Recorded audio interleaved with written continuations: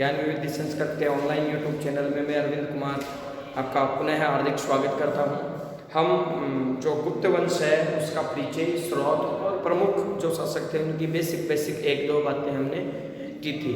अब हम चर्चा करेंगे जो प्रमुख शासक है आपके, समुद्रगुप्त है, चंद्रगुप्त है, श्रीगुप्त है ना, उनके बारे में डिटेल से थोड़ी सी उनके बारे में चर्चा कर लेते हैं। तो आइए हम शुरुआत करते हैं। प्रमुख शासकों में सबसे पहला शासक होता है श्रीगुप्त।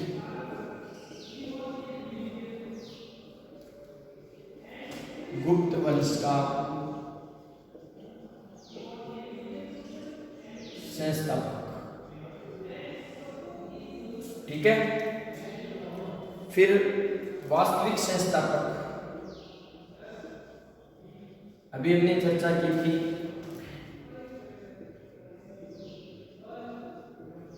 प्रश्न ये पूछा गया है कि वास्तविक संस्थापक कौन था। चंद्रगुप्त प्रथम। अंतिम शासक विष्णु गुप्त। राजधानी पाटलिपुत्र। एक चीज आपको ध्यान में रखनी है कि दो राजधानियां हो जाती है। चंद्रगुप्त विक्रमादित्य जो है, चंद्रगुप्त द्वितीय या विक्रमादित्य जो है, इसके समय दो राजधानियां हो जाती हैं। एक आपकी होती है पाटलिपुत्र और एक आपकी होती है उज्जैन। ये वर्तमान उत्तर प्रदेश में है, ये वर्तमान एमपी में है, मध्य प्रदेश में है, ठीक है।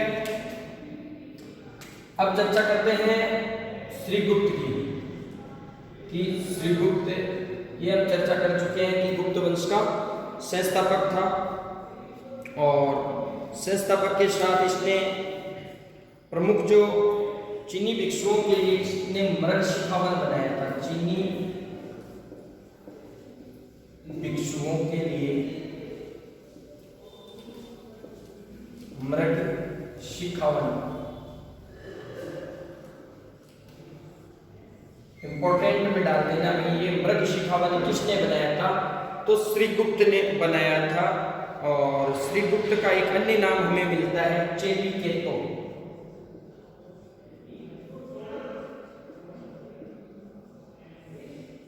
ये नाम माना जाता है कि श्रीगुप्त का ही था। चीनी भिक्षुओं के लिए इसने, ये कहाँ पर है भाई, ये अभी तक शोधकर्ताओं ने पता नहीं लगाया कि ये जो मृग शिखावन है ये कहाँ पर है। हमें तो बस इतना याद रखना है कि चीनी भिक्षुओं के लिए क्या बनवाया था, श्रीगुप्त ने मृग शिखावन बनाया था। और इसका जो है श्रीगुप्त का अन्य नाम हमें मिलता है, वो मिलता है चेलिकेतो। और ये एक उपाधि धारण करता है महाराज कुमार।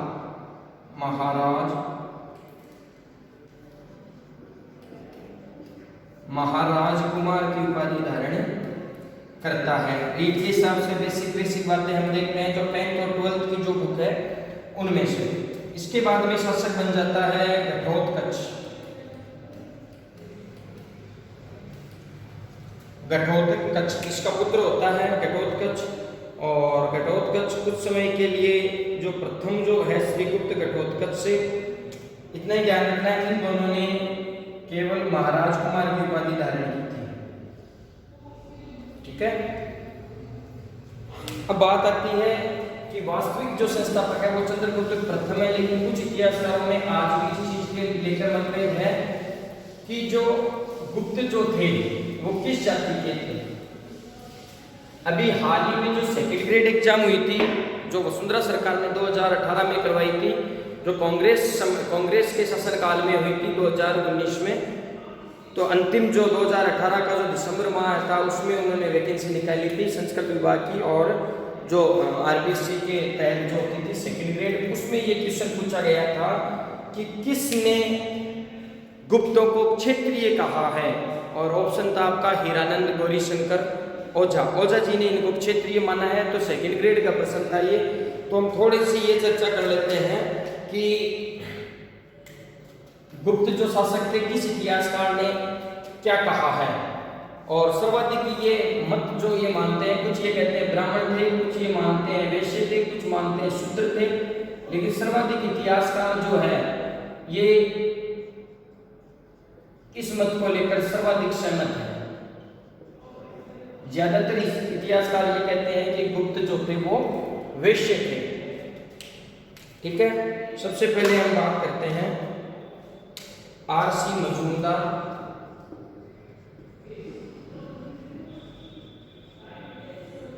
और गौरीशंकर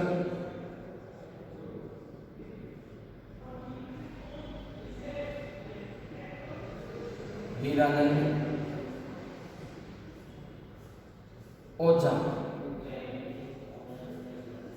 ये कहते हैं कि गुप्त जो है वो क्षेत्रीय कुल में जन्म लिया था। ये मानते हैं क्षेत्रीय। ये सेकंड ग्रेड का क्वेश्चन था भाई, अभी की बार जो सेकंड ग्रेड हुई थी है ना लास्ट, उसका ये जीके का क्वेश्चन था कि क्षेत्रीय, और ऑप्शन में आपका ये था गौरीशंकर हीरानंद ओझा। इसके अलावा काशी प्रसाद जायसवाल जो है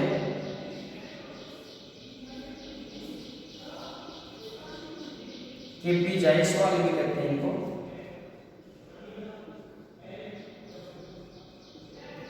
ये कीर्ति कौमुदी जो है उसके अनुसार कौमुदी महोत्सव में ये कहा गया है कि ये शूद्र थे। वज्जिका की जो कीर्ति कौमुदी थी, अपना शॉर्ट याद रखो, कंफ्यूज हो जाओगे, शूद्र। केपी जायसवाल ये कहता है कि ये शूद्र थे। तीसरे की हम चर्चा करते हैं तो रोमिला थापर और हेमचंद्र राय चौधरी दो बसते हैं। हेमचंद्र राय चौधरी जो है, कल हमने इसकी चर्चा की थी कि ये पतन के कारणों में, मौर्यों के पतन के कारणों में ये अहिंसा की नीति अपनाते हैं और अहिंसक मान के चलो कि सबसे कम लड़ाई करते हैं ब्राह्मण। तो ये कहते हैं कि जो ब्राह्मण थे, रोमिला थापर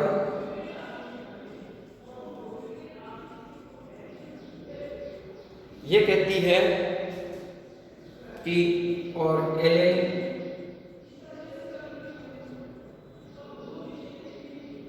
अल्तेकर ये दोनों कहते हैं वैश्य थे। सर्वाधिक जो मत है अपना, ये ज्यादातर इतिहासकार यहां पर रुक जाते हैं कि जो गुप्त जो थे वो आपके वैश्य थे। आरसी मजूमदार और गौरीशंकर हीरानंद ओझा जीएच ओझा जी ये कहते हैं कि गुप्त जो थे वो क्षेत्रीय थे। केपी जायसवाल ये कहते हैं कि ये शूद्र थे। हेमचंद्र राय चौधरी ये कहते हैं ब्राह्मण थे। रोमिला थापर और एलन एटकर जो है ये कहते हैं कि साहब आपके जो गुप्त थे वो वैश्य थे। सर्वाधिक अगर मत की बात करते हैं तो अपना ये माना जाता है कि ये वैश्य थे।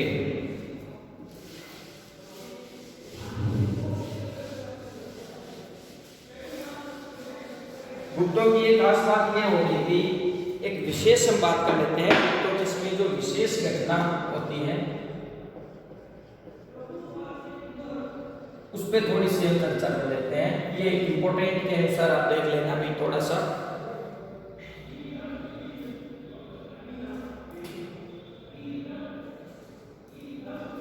आधुनिक इतिहासकार ये मानते हैं कि एक शासक होता है इनमें रामगुप्त, वो जैन मतानुयायी था। आप सीधी की सीधी लाइन लिख लें क्योंकि ये आए हुए क्वेश्चन है वो मैं करवा रहा हूँ आपको विशेष में कि रामगुप्त जो था वो जैन मतानुयायी था। इसके अलावा जो रानियों के नाम अंकित कराए जाने लगे थे, इनकी एक विशेषता थी कि ये अपने सिक्कों वगैरह पर रानियों के जो नाम है ना वो अंकित कराने लग गए थे।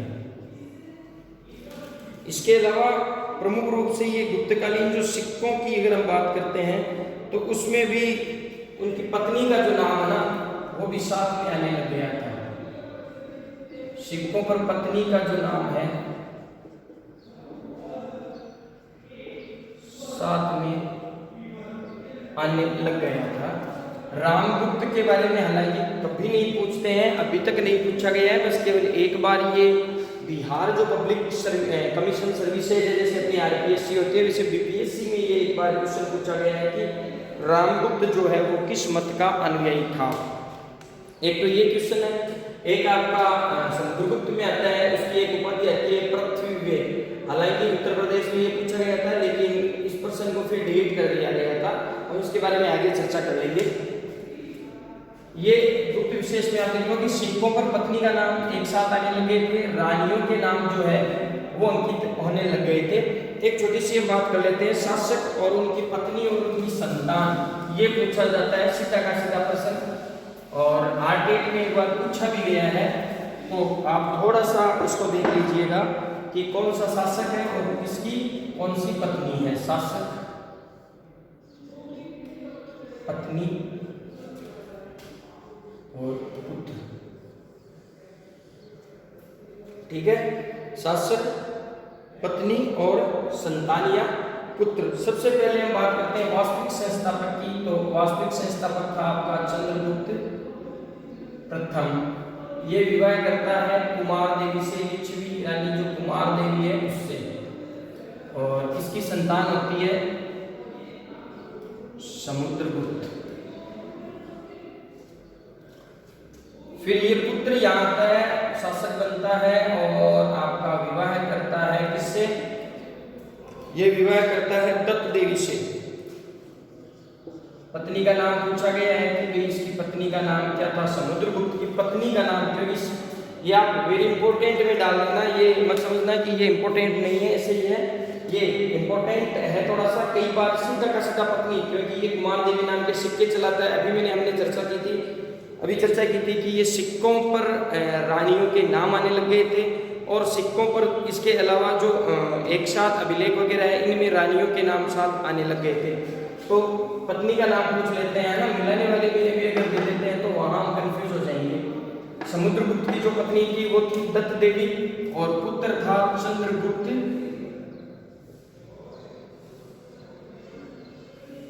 द्वितीय या विक्रमादित्य। इससे आपका जो क्रम है वही चल जाएगा, देखो कि कौन से किसके बाद में कौन राजा बनता है, ये भी आपका कंसेप्ट जो है वो क्लियर हो जाएगा। चंद्रगुप्त द्वितीय की जो पत्नी थी वो थी ध्रुव देवी, और 2 विवाह करता है।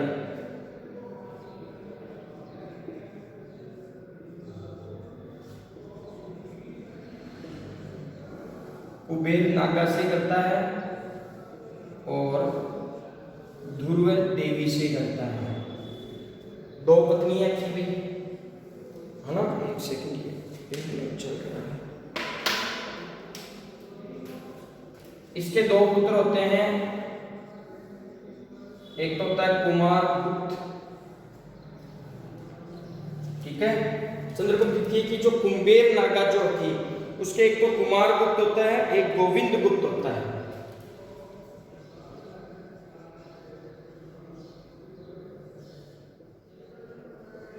गोविंद गुप्त होता है। दूसरी जो पत्नी थी ध्रुव देवी, है ना, ध्रुव देवी जो थी उसका पुत्र जो होता है, उसके एक पुत्री होती है प्रभावती गुप्ता।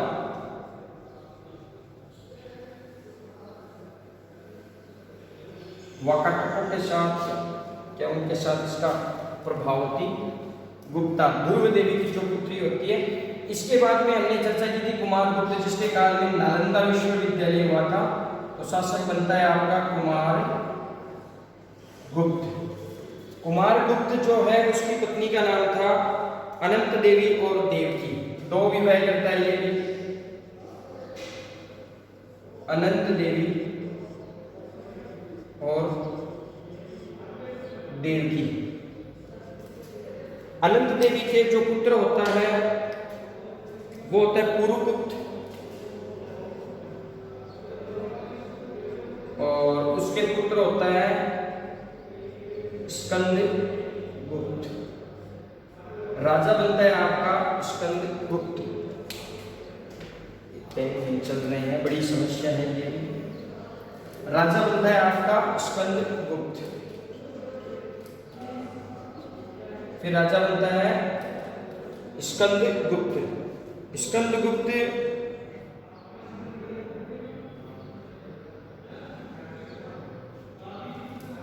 यहाँ तक देख लो, उसके बारे में पूछा नहीं है, छोड़ दो आप इसको। स्कंदगुप्त तक आप मुख्य यही देख लो। अंतिम पुरुगुप्त जो है उसका छोड़ दो। प्रमुख इतने ही आप देख लो, परीक्षा की दृष्टि से पूरी करने की जरूरत नहीं है। एक बार हम इस पर चर्चा कर लेते हैं। चंद्रगुप्त प्रथम पत्नी होती है इसकी कुमार देवी, और इसका पुत्र जो होता है लक्ष्मी राजकुमारी होती है। ये नेपाल के आसपास है इसका स्थान, जो ससुराल था इसका, कुमार देवी। और कुमार देवी के पुत्र होता है आपका समुद्रगुप्त। फिर समुद्रगुप्त राजा बनता है, तो समुद्रगुप्त ये इंपॉर्टेंट है, वेरी वेरी वेरी इंपॉर्टेंट है ये। दत्त देवी महत्वपूर्ण, सबसे महत्वपूर्ण शासक था ये। तो समुद्रगुप्त की जो पत्नी थी वो दत्त देवी थी, और उसके पुत्र होता है चंद्रगुप्त द्वितीय या विक्रमादित्य भी इसे कहते हैं। ये विक्रमादित्य की उपाधि धारण करता है। और इसके समय 2 राजधानियां थी, मैं चर्चा कर चुका हूँ, कंफ्यूज नहीं होगा। चंद्रगुप्त द्वितीय राजा बनता है, ये 2 विवाह करता है, एक कुबेर नागा से करता है, एक ध्रुव देवी से करता है। कुबेर नागा के 2 पुत्र होते हैं, एक कुमार गुप्त होता है, एक गोविंद गुप्त होता है। कुमार गुप्त शासक बनता है। ध्रुव देवी की हम जब आगे करेंगे तो प्रभावती गुप्ता की 1 या 2 लाइनें आएगी, इसका विवाह कर दिया जाता है ना, तो वो वहां पर पढ़ लेंगे। प्रभावती गुप्ता इसके पुत्री होती है। फिर राजा बनता है आपका कुमार गुप्त, और कुमार गुप्त की फिर 2 विवाह करता है, एक अनंत देवी और एक देवकी। तो इसके एक पुरुगुप्त होता है और एक स्कंदगुप्त होता है। ठीक है, ये आप थोड़ा सा लिख लीजिएगा, या इसका स्क्रीनशॉट जो है वो ले लीजिएगा।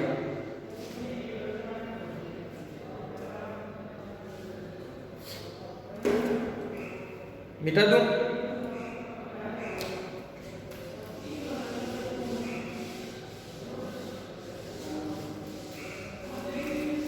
अब बात करते हैं हम चंद्रगुप्त प्रथम की।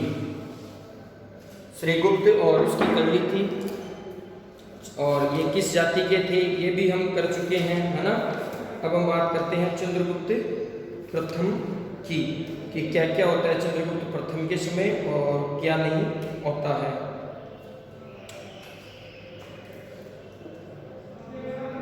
चंद्रगुप्त प्रथम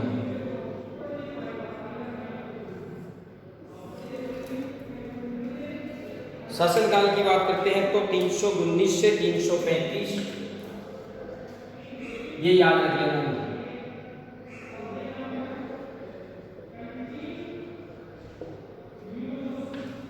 ये इसका शासनकाल पूछ लेते हैं कि चंद्रगुप्त प्रथम का जो शासनकाल था कब से कब तक था। 319 से 335 तक था। इंपॉर्टेंट बात आती है, वास्तविक संस्थापक था,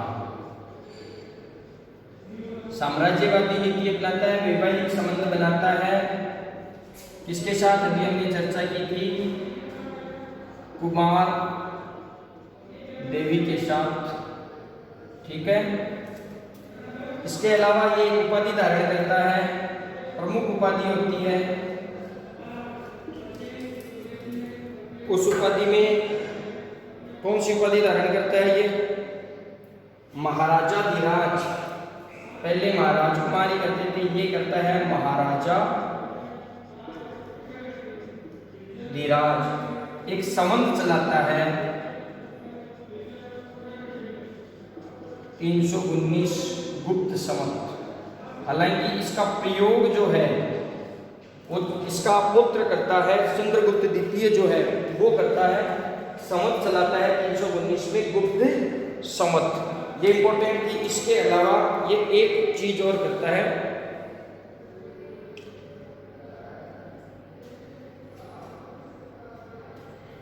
बस इतना आप ध्यान रख लीजिएगा, क्योंकि अपना जो रीड का जो लेवल है उसके हिसाब से ये सफिशिएंट है मेरे हिसाब से। तो 2 या 3 बातें हैं। टाइम पीरियड आप याद रखिएगा, 319 से 335। 335 वास्तविक संस्थापक था।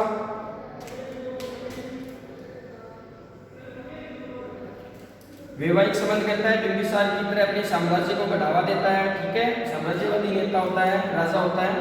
उपाधि एकमात्र उपाधि धारण करता है महाराजाधिराज। इससे पहले महाराज की उपाधि धारण करते थे। इसके बाद में 319 में एक संवत चलाता है। ये प्रश्न आता है कि भाई किसके शासनकाल में गुप्त संवत की शुरुआत हुई थी। तो शुरुआत की जब बात आती है तो गुप्त संवत की जो शुरुआत है वो होती है चंद्रगुप्त प्रथम के समय और उपयोग में लेने वाला होता है चंद्रगुप्त द्वितीय। शुरुआत चलाता कौन है? चंद्रगुप्त प्रथम, और स्थिति बाद में मुख्य रूप से उपयोग में लेता है आपका चंद्रगुप्त द्वितीय।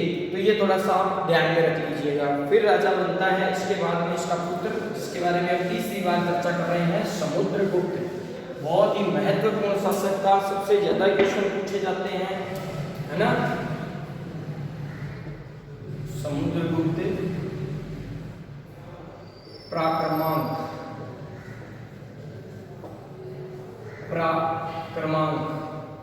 टाइम पीरियड चंद्रगुप्त प्रथम का जस्ट बाद का जो टाइम है 350 से 375 कुछ समय के लिए कहा जाता है कि बीच में एक काच नाम का या रामगुप्त नाम का एक निर्बल शासक होता है। ये आक्रमण नहीं करवा देता है, फिर ये उसकी हत्या कर देता है, ऐसा कुछ माना जाता है। सबसे इंपॉर्टेंट बात विंसेंट स्मिथ वाली, भारत का नेपोलियन।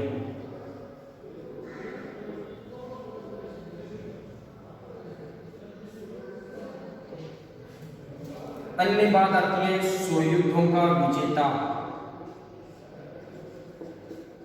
100 घाव थे इसके शरीर पर। 100 युद्धों का विजेता विंसेंट स्मिथ कहता है भारत का नेपोलियन। लिच्छवी दोहित्र, कुमार देवी का पुत्र था तो हो गया लिच्छवी दोहित्र। इसके अलावा 2 या 3 इसकी उपाधियां और है। धर्म प्राचीर बंद, इन उपाधियों को लिख लेना भी, सीधी की सीधी उपाधि पूछ लेते हैं, ये उपाधि किसकी है? तो धर्म प्राचीर बंद, पृथ्वीव्याम प्रतिरथ, पृथ्वीव्याम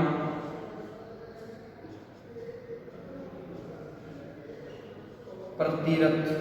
देखो ये यूपीपीसीएस उत्तर प्रदेश लोक सेवा आयोग में ये क्वेश्चन पूछा गया था कि ये उपाधि किसकी है।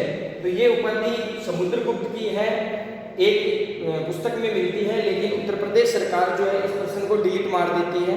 हालांकि ये उपाधि इसी की है, पृथ्वीव्याम प्रतिरथ। ठीक है।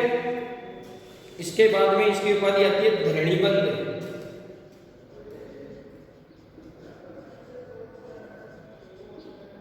धरणीबंध, धरणीबंध के बाद में आप एक उपाधि इसकी और लिख लीजिएगा, सर्व राज्योच्छेता।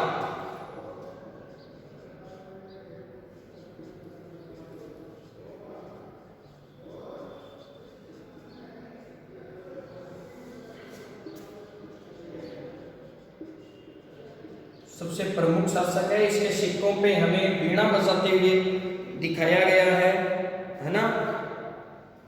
और एक इसके बारे में प्रयाग प्रशस्ति में ये कहा गया है,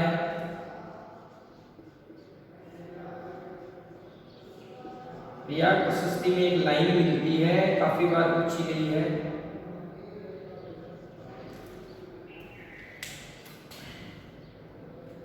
लाइन ये है आपकी कि समुद्रगुप्त के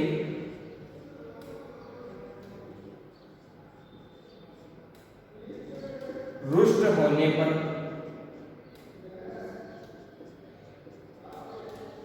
यम और खुश होने पर कुबेर। यह माना जाता है कि समुद्रगुप्त जब नाराज हो जाता था तो यम के समान था, और जब खुश रहता था तो ये कुबेर के समान था। और एक बात प्रयाग प्रशस्ति में उसकी मिलती है कि उसकी उदारता के कारण सरस्वती तथा लक्ष्मी का विरोध सदा के लिए समाप्त हो गया था। ये भी इंपॉर्टेंट लाइन है, प्रयाग प्रशस्ति में मिलती है। ये मिलती है कि देखो सरस्वती जो होती है विद्या की देवी होती है, और लक्ष्मी जो होती है वो धन की देवी होती है।